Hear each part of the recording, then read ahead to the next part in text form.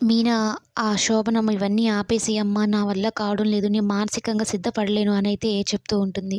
"నువ్వు తప్పుగా ఆలోచిస్తున్నావమ్మా బాలు విషయంలో. అంతమందికి నచ్చిన బాలు నీకొక్కదానికే ఎందుకు నచ్చడం లేదు? అంటే నీలోనే ఉంది కదమ్మా లోపం. ఎందుకో తనకు అంత బండరాయిలాగా మారిపోవడానికి, తాగుడుకు బానిసవ్వడానికి ఏదో బలమైన కారణమే ఉండుంటుంది. ఆ కారణం ఏదో తెలుసుకొని తనతో మంచిగా మాట్లాడితే తనని మార్చుకునే అవకాశం నీకుంటుందమ్మా. బాలు వింటాడు. బాలు మంచి అబ్బాయి" అనైతే చెప్పి చూస్తుంది. కానీ మీనా మనసులో మాత్రం తన మీద ఉన్న అభిప్రాయం అయితే పోదు. ఇంతలో మౌనిక వచ్చి, "వదిన ఎంత అందంగా ఉన్నారో తెలుసా మీరు? మీది మా అన్నయ్యది ఒకే మనస్తత్వం. మీ ఇద్దరు సింపుల్‌గా ఉంటారు. మేడ్ ఫర్ ఈచ్ అదర్ లాగా ఉంటారు వదిన" అన్నట్టు మాట్లాడుతూ ఉంటుంది. మౌనిక వాళ్ళతో చనువుగా ఉండడం చూసి ఇక మౌనికని గట్టిగా పిలుస్తుంది. "ఏంటి నీకు ఆ దిక్కుమాలిన సంతతో అంత మాటలు, అంత పరిచయాలు, అంత చనువుగా ఉండాల్సిన అవసరం లేదు. వాళ్ళ స్థాయి ఏంటి? మన స్థాయి ఏంటి? నువ్వు స్థాయి తగ్గించుకొని వాళ్ళతో ఉండాల్సిన అవసరం లేదు. ఇంకొకసారి మాట్లాడితే నేను ఊరుకోను. పద లోపలికి" అన్నట్టు చెప్తూ ఉంటే ఇంతలో సత్యం వస్తాడు. "ఏం మాట్లాడుతున్నావు ప్రభావతి? స్థాయి గురించి మాట్లాడతావేంటి?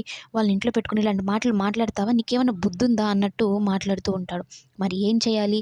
కొరువు దెయ్యంలాగా తీసుకొచ్చి నా నెత్తి మీద పెట్టారు. నా కొడుకు ఎటో పారిపోయేలాగా చేశాడు. మొత్తానికి కారణం ఆ పిల్లే" అనైతే చెప్తూ ఉంటుంది ప్రభావతి. సత్యంకి ఏం చేయాలో అర్థం కాదు. రోజుకో గొడవ తీసుకొచ్చి పెడతా ఉంది ఈ ప్రభావతి అనైతే అనుకుంటూ ఉంటాడు. ఇక మీనా వాళ్ళ మాటలు విని, "ఏంటమ్మా పొయ్యి పొయ్యి నాకు నరకంలోకి వచ్చి పడేసినట్టుగా అనిపిస్తుంది. ఆ మనిషితో జీవితం ఊహించుకోలేను. ఈమెతో ఈమె పోరు పడలేను" అనైతే చెప్తూ ఉంటుంది. ఓ పక్క మనోజ్ కల్పన వాళ్ళు ఎక్కడికి వెళ్లారు అన్నట్టు కనుక్కోవడం కోసం ట్రావెల్ ఏజెన్సీకి వెళ్తాడు. అక్కడ బయటపడతాయి మొత్తం నిజాలు. కెనడాకి వెళ్ళింది ఫ్లైట్ బుక్ చేసుకొని కనెక్టింగ్ ఫ్లైట్‌లో అని చెప్పడంతో ఒక్కసారిగా షాక్ అయిపోతాడు. "ఏంటి సార్ ఏమైనా ప్రాబ్లమ్" అని అడిగితే అక్కడ కూడా గురుడు ఏం చెప్పడు.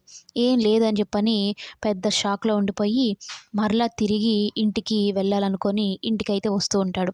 "మా అమ్మ నన్నేమనదులే.